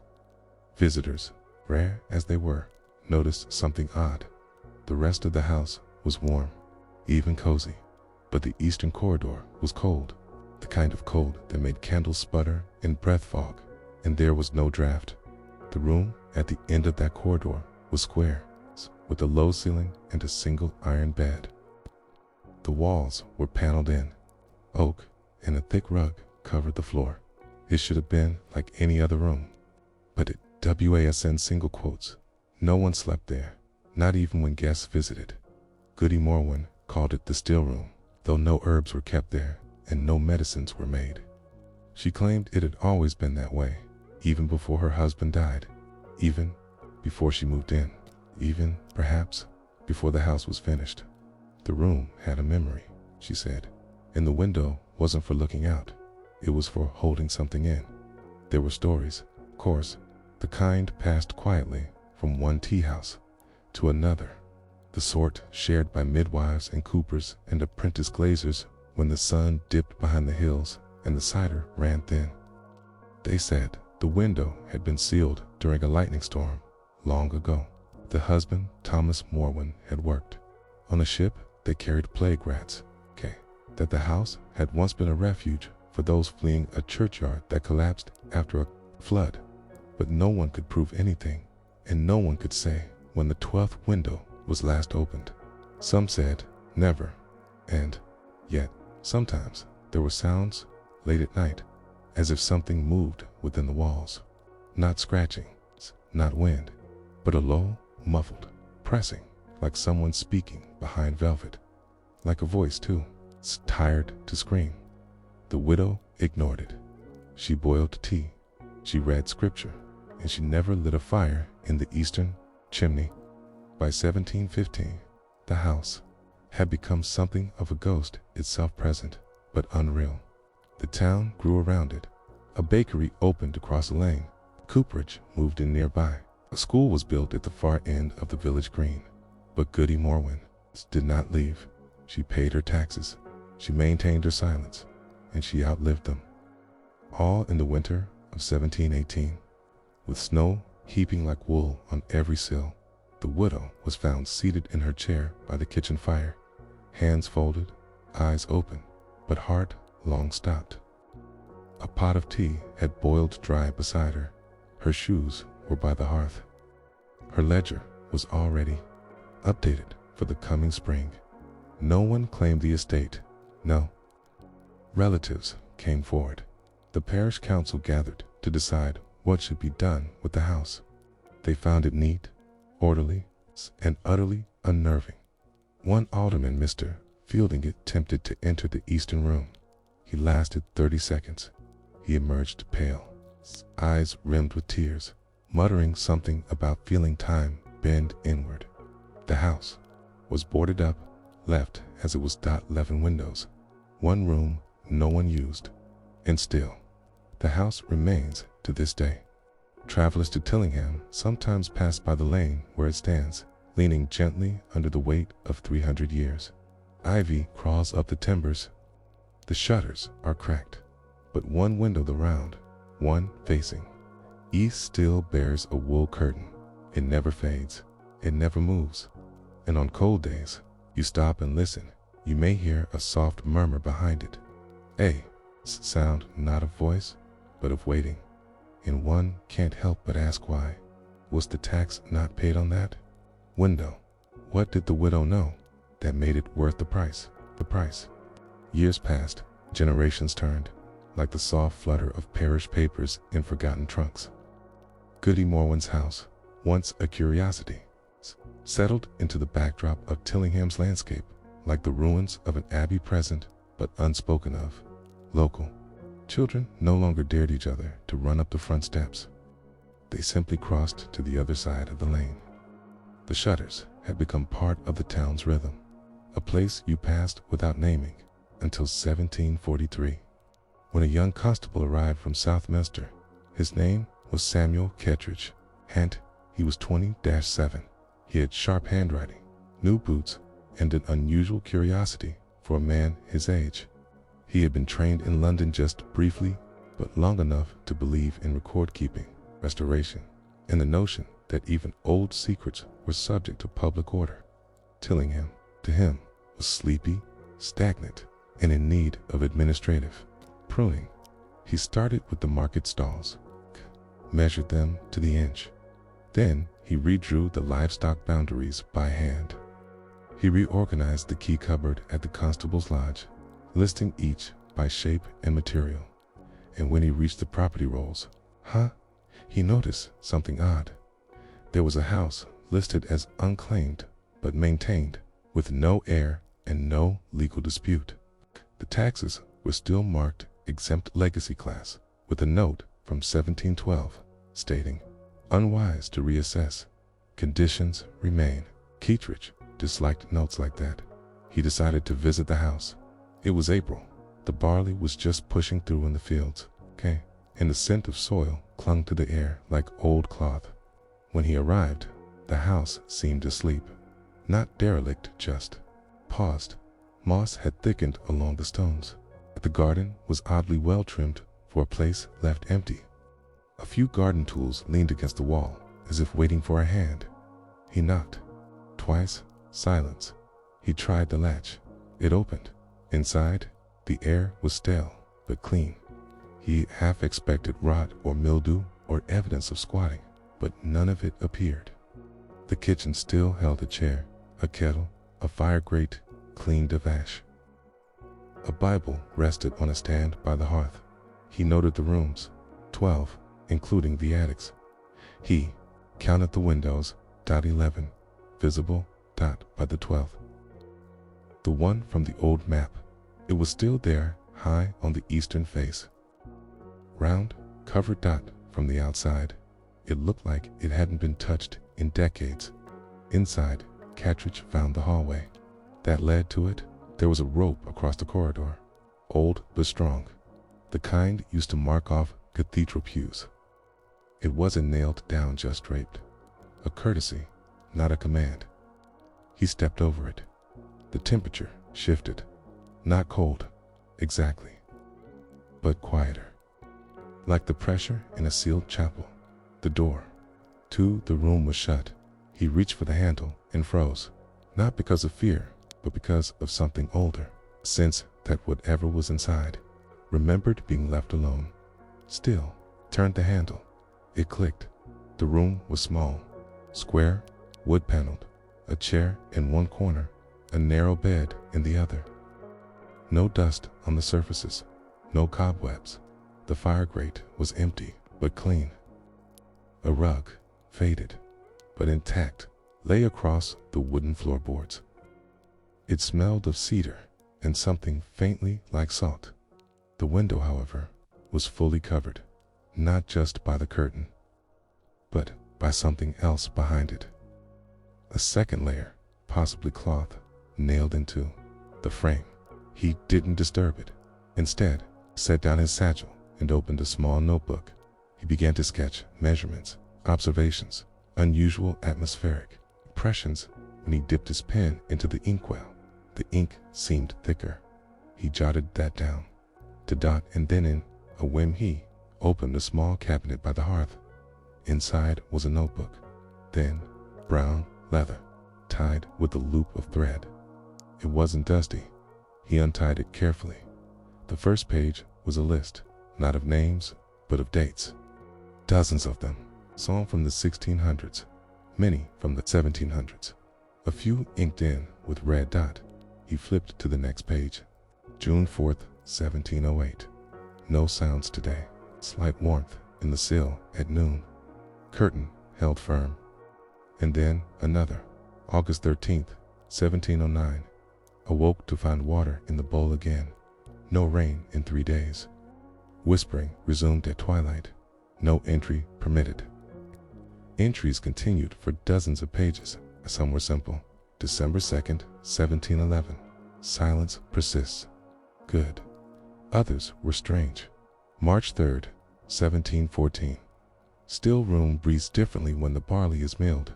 Pattern noted.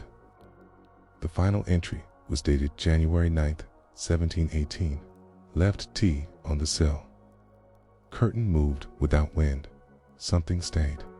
That's enough. Do not disturb. I am. Kettridge sat very still. He copied the final entry into his notebook. Then he retied the journal, placed it exactly as he had found it, and stepped backward from the hearth. The silence in the room pressed more firmly now. He left, he closed the door gently behind him, and he did not return.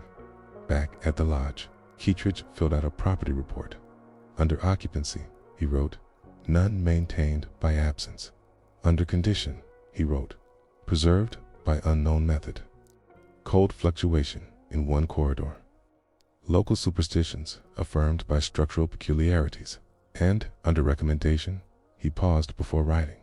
No action required. Consult prior records before revisiting. He signed it, dated it, filed it, and never mentioned it again. But in his private diary, his personal one, he added a note weeks later. Some rooms are not unused. K. withheld. Tillingham saw the coming of canals, then trains, and later, tarmac roads that paved over the ox paths and foot lanes. By the time the 20th century yawned into view, the village's old bones remained: church, bakery, bell tower, and of course, the widow's house. But by now, nobody called it that. They just said, the boarded one, or the old stone by the elm, or sometimes, in less precise moments, you know that house. Time had been strangely kind to it. Roof intact, ivy controlled, glass unbroken, as though the place had made a private bargain with the seasons. Inside, nothing had changed. Not in any meaningful way. There were accounts in the local register of the place being visited once every few decades. Not investigated just ... checked by an archivist, or a tax clerk, or a cousin of the original land record keeper. Each time, the door would still open. The rooms would still be furnished. The same rug, the same kettle, the same faintly lingering scent of dried rosemary, and always the same note in the margins: room to the east, left undisturbed. But of course, by 1904, even the purpose of the original caution had eroded. The window tax was long gone. No one remembered Goody Morwen. The tax codes had changed 3 governments ago, and so, inevitably, someone decided to sell it. Her name was Mrs. Eleanor Pike. She was the last remaining descendant of the Pike family, who had once kept a wool-weighing station in nearby Southminster. She was a woman of moderate means and practical tastes, neither skeptical nor superstitious. And when she discovered, through a cousin's estate papers, that she had inherited a full house and its adjoining plot, she was understandably pleased. 14 rooms, said the solicitor, 12 with windows. 1 sealed, though no legal restriction applies. The structure is sound, furniture included. She moved in May. The town watched, quietly. She had no husband, no visible religion, and a dog named Bellamy, which slept beneath her bed and barked at passing wagons. The first few weeks passed uneventfully. She planted lilies. She scrubbed the old floorboards. She painted the kitchen a pale green, and she left the sealed room untouched, not out of fear, but because there were other rooms to use. She took her breakfast in the sunroom. She read in the parlor.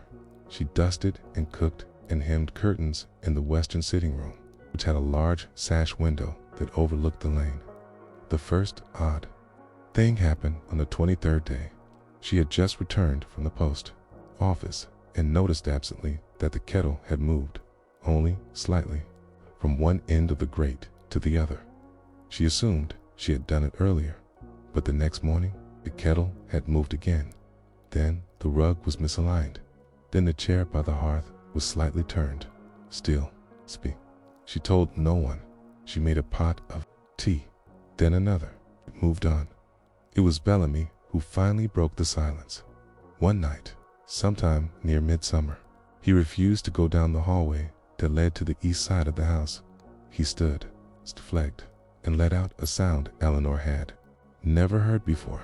Not quite a growl, not quite a whimper, just a low, unsettled moan, as if something just beyond his senses had unsettled the world. She tried to coax him forward. He wouldn't move. She left the hallway alone that night. The sealed window thud, D-E-D, just once, like the sound of a loose shutter catching a breeze. Except there was no wind, and the curtain was still, and the nails that held the backen in place hadn't moved in decades. Eleanor was not afraid, but she became attentive. She began keeping a journal. At first, it was daily life, tea, errands, the weather. Then small observations. Chair turned again. 3 inches this time. Bellamy growled at the eastern door. Unusual. Rug corners lifted this morning. No draft detected. Scent of lavender. Detect. No source. The changes were subtle. Never dramatic, but insistent. Like the drip of water in an unused sink. Quiet reshaping of space. She spoke with the vicar once, but he shrugged. Old houses hold memories, he said, and damp. But it wasn't damp. It was something else, something that listened one evening in September. She stood outside the sealed door and knocked. Not hard, just a polite, single rap. She waited. Silence. Then the curtain fluttered. On the inside, she hadn't touched it. She went downstairs. That winter, she used the room less. Bellamy refused to go near it. And more than once, she found the back garden gate unlatched despite having tied it with cord. She no longer moved the furniture. She simply let it drift. The kettle, the chair, the rug, they seemed to know where they belonged. By spring, she had made peace with the rhythm of it. She didn't call it haunting. She called it oldness. Oldness with breath. She wrote, not malice, not visitation, just presence. Waiting. That same week, she received a letter from her solicitor. A distant cousin had passed, leaving her a small cottage in Dorset. She moved by autumn. She left the house exactly as she had found, and no one came to claim it. It fell back into its usual stillness, and Tillingham forgot again. Decades passed, and still, the house remained, not boarded, not decayed, just still. Children passed it without naming it. Tourists asked, is that one empty? And the locals would say, it's full, just not with people. The records still listed, one room sealed, no cause for concern. A few times, a new clerk or officer or curious inspector would open the gate, walk the halls, jot some notes, and always they'd pause at the eastern corridor. Sometimes they'd write, room left sealed, tradition preserved. Other times, atmosphere unusually electrical. And once, in 1991, a visiting architecture student wrote, why does the rug recenter itself? No air currents. The student didn't return the following summer.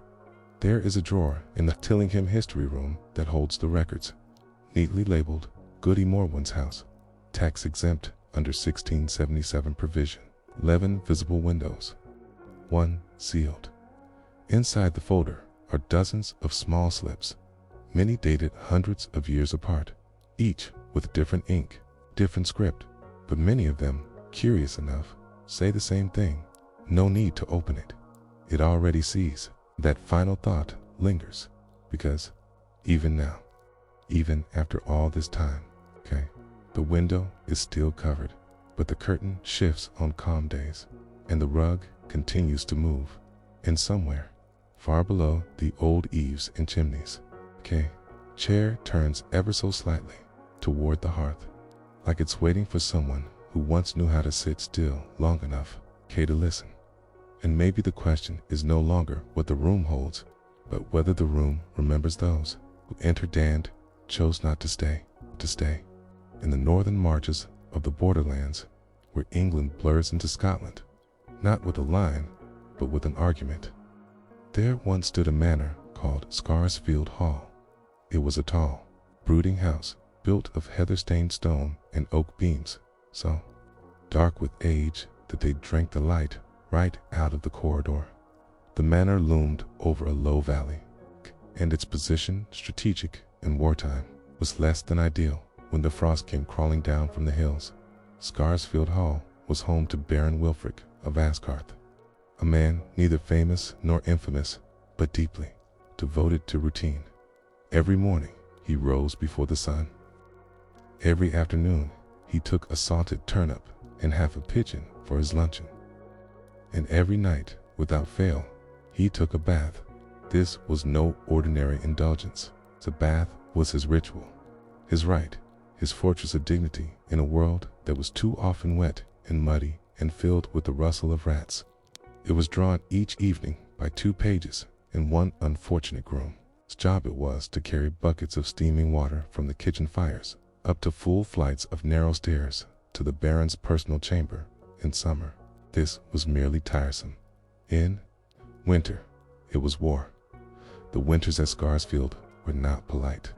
They were not heralded by flurries or gentle drifts of snow.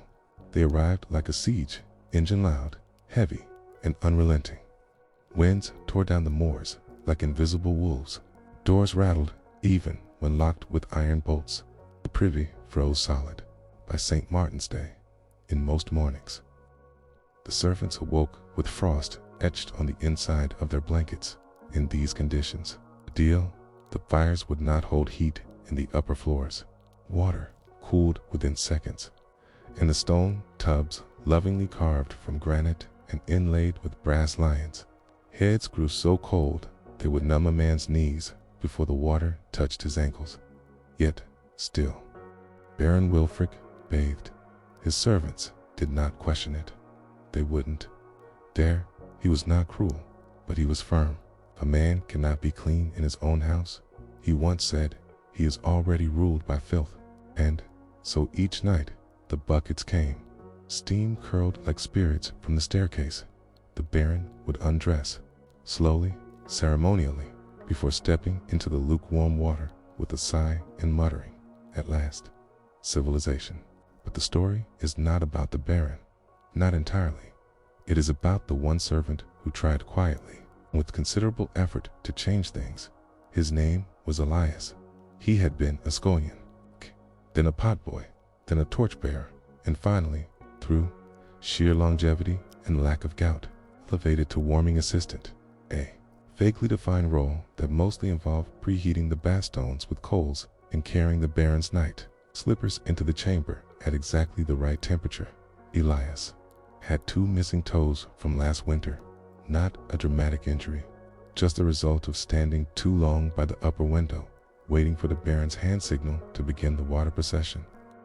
He had stuffed his boots with straw, but straw does little when the wind comes in sideways. This winter he'd had enough. He did not complain. That was not his way.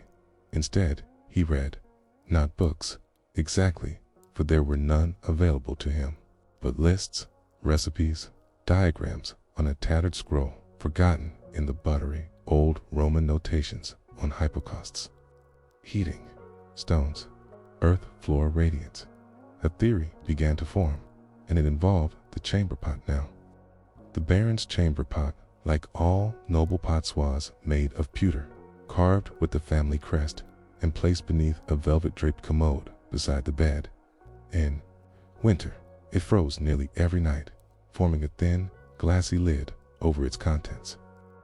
This distressed the Baron not only because it made morning routines unpleasant, but because it offended his sense of order.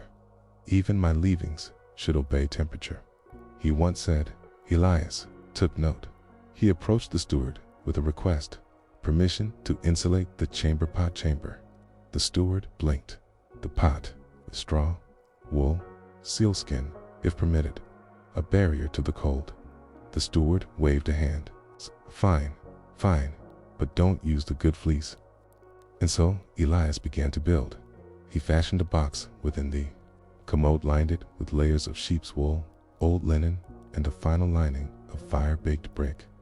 He added a stone, wrapped in copper, which he could heat by the hearth and place inside each night. It worked. The pot did not freeze. The Baron was pleased. More importantly, he noticed what else could benefit from such innovation. He asked, aloud, his tone casual but expectant. Elias hesitated. "Perhaps the tub," he said softly. The Baron frowned. "It is made of stone." "Yes, my lord, but we might warm the stone first, or line it, or place it within a frame, a secondary structure." "A tub within a tub." The Baron steepled his fingers. "You are not just a boy with buckets, are you?" Elias bowed. "I try not to be, my lord." And so the experiment began. With the Baron's reluctant blessing, Elias began transforming the bath. He acquired a second, piscina, shallow copper tub from the old abbey and nested it inside the granite one. Between them, he packed straw, ash, and heated pebbles. He hung thick curtains around the tub frame to trap steam, and before the Baron entered, he lit 2 charcoal braziers on either side. The result was imperfect, but better.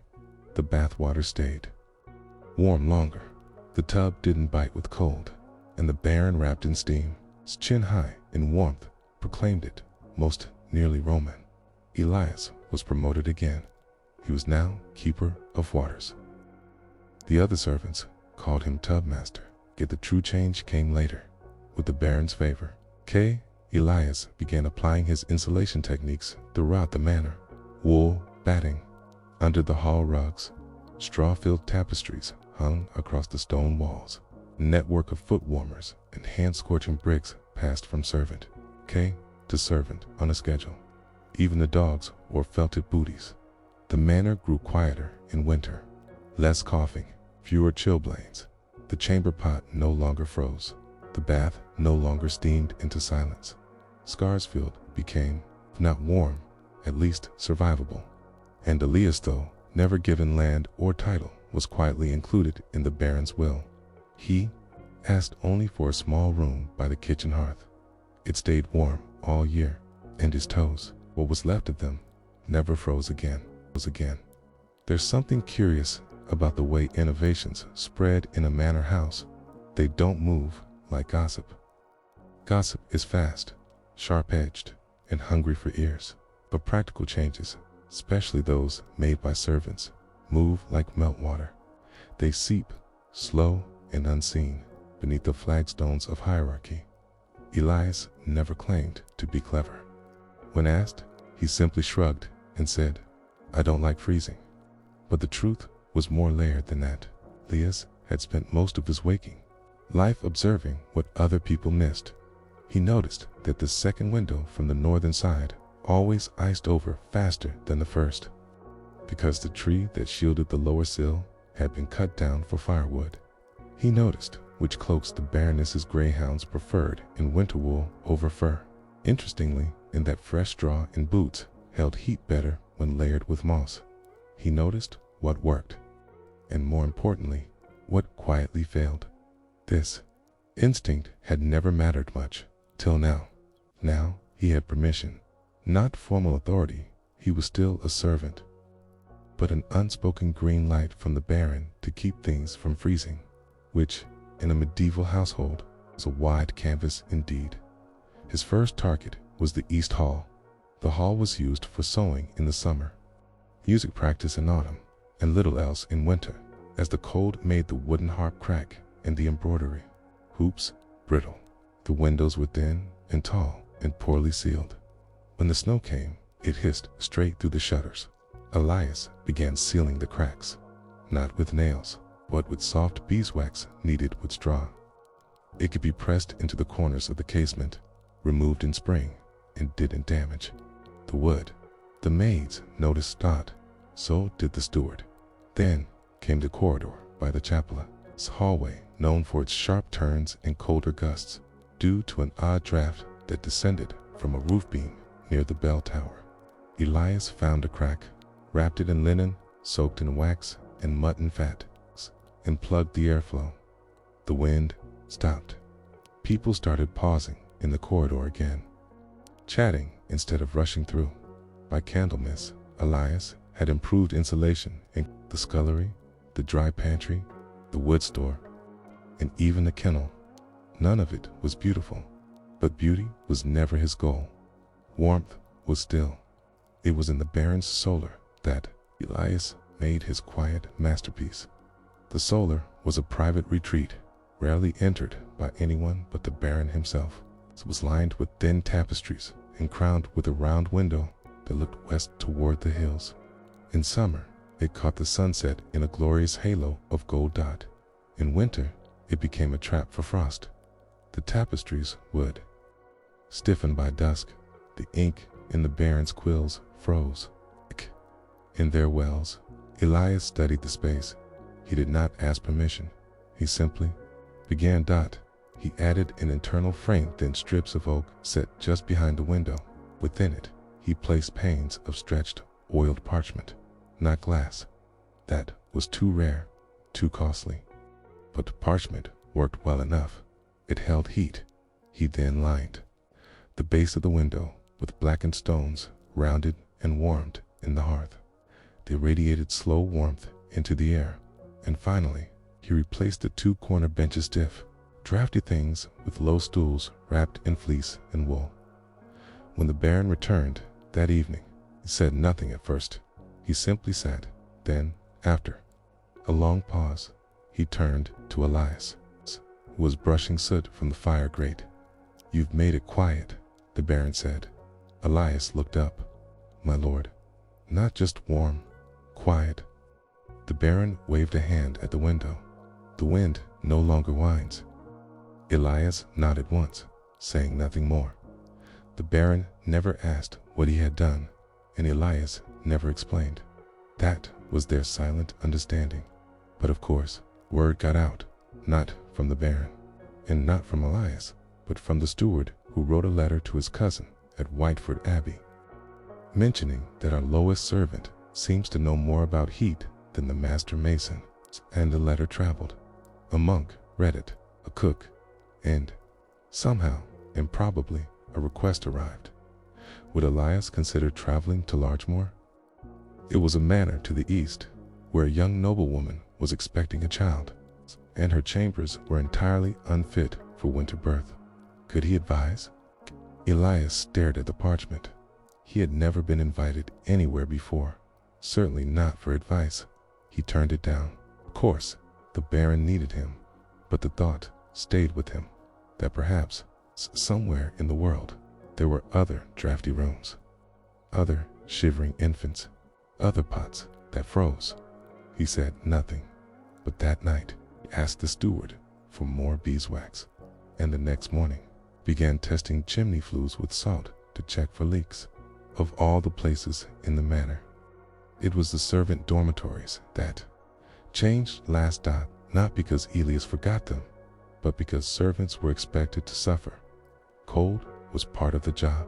Chilblains, a rite of passage. If your fingers went numb, you tucked them under your armpits. If your blankets iced, you flipped them. If the straw grew damp, you didn't complain. You just turned the mattress. Still, Elias watched. He waited until spring. And then, quietly, began building inserts, wooden crates stuffed with reeds and ash, which could slide beneath the servant beds and hold warm bricks. Not enough to heat a room, but enough to keep one's feet from freezing. He did not name them. He did not tell the steward. He simply made one per week. Every Sunday, from scrap wood and cloth. By the following winter, half the dormitory had them by. The year after that, every bed did, and the frostbite count dropped. No one wrote songs about Elias. There were no murals painted in his name when he died. Decades later, his grave bore only a wooden marker, Elias, servant of Scarsfield. But 4 years after, when the wind howled against the shutters and the stone floors grew cruel beneath the boots, the children of the manor would whisper of the warm-foot man who had once kept winter at bay with with beeswax and patience. They never knew all he'd done, but they knew his work by its absence. In a place where freezing was once routine, warmth had become normal. That was his legacy, a house that did not tremble each time the snow came, a pot that never froze, and a bath that no longer bit. But what would have happened if Elias had accepted that invitation to Larchmore? What might the world have looked like if his quiet fixes had traveled farther, faster, changing not just one house, but many? That, perhaps, is a question worth lingering on. Let us walk one final time down the side corridor of Scarsfield Hall past the great stone arch that's colder than the rest of the manor, because of the way the wind strikes it sideways through the cloister. Let's pass the place where Elias once stuffed linen behind a beam to keep a draft from curling down the bell tower, and through the solar, where the Baron still sits most evenings, staring out the parchment-sealed window. The years have moved on, and so has the frost, but not quite in the way you might expect. Elias never wrote anything down. He didn't leave diagrams, manuals, or blueprints for what he did. His work remained tactile things pressed, layered, and placed in ways that were learned by eye, not taught by mouth. Like so much knowledge of the medieval world, it lived in the fingers, not the tongue.